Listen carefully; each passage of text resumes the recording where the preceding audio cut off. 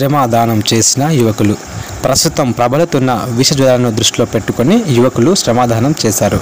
మంచిర్యాల జిల్లా నెన్నెల మండలం కృష్ణపల్లి గ్రామానికి చెందిన యువత గ్రామంలోని వార్డులలో నిలిచి ఉన్న చెత్త చెదారం తొలగించాలని నిర్ణయించుకున్నారు.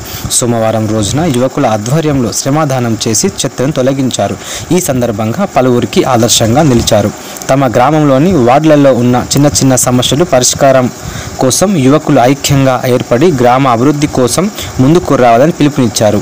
రానున్న రోజుల్లో మరిన్ని సేవలు అందించేందుకు యువత కృషి చేస్తామని తెలిపారు.